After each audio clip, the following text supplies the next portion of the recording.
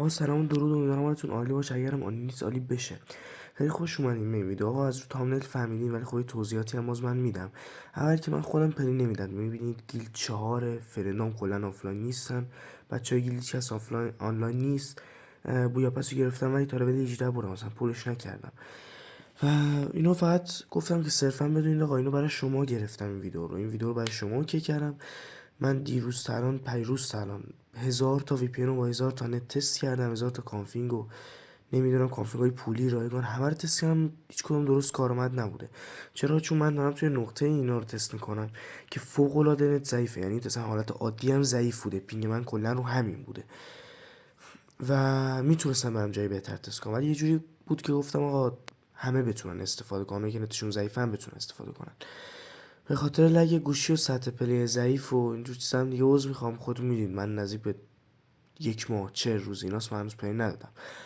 این مثلا شاید تک و توک چند روزی یه بار دیدید که ایرانسل بود. این پینگ ایرانسلشو دیدید و بریم سراغ پینگ وای فایش. منم با وای فای خونگی سیم کارتی نیست، مودم فوق العاده ضعیفی مال خیلی سال پیشه. فقط در حد اینکه ببینید با نتای ضعیفم جواب میده اینو گرفتم.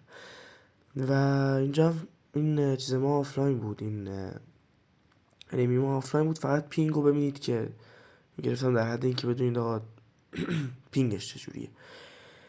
و از همه اینا که بگذریم، توی کانال تلگرام من لینک رباتی که دارم ازش کافینگو میگیرم گذاشتم. یه ربات، شما میرید توی چنلش جوین میشید، تست رایگانیناشو میزنید و راحت بتونید کانفیگ 100 مگ میده، میتونید استفاده کنید و میتونید اشتراکش هم بخرید. ولی خب کاریه که به نظرم نیازی نیست.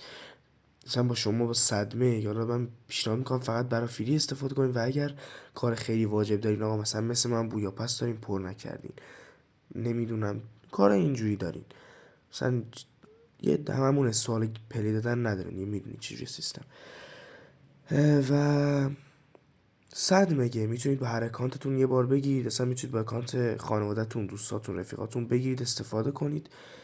این فضای ربات، شما توی کانالش جوین میشید، به راحتی اینجا وصل شدم و میزنید، تست رایگان رو میزنید، 100 مگابایت رو میزنید، دریافت رایگان رو میزنید و تمام. خیلی راحت به شما کانفیگ رو میده، شما کپی میکنید. خب داشتم میگفتم خیلی راحت کپی میکنید توی ویتوری وارد میکنید و استفاده میکنید و لذتش میبرید.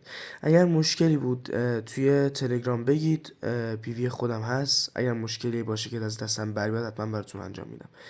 دمتون گرم، مراقب خودتون باشید. تا ویدیوی بعدی، خدا نگهدار.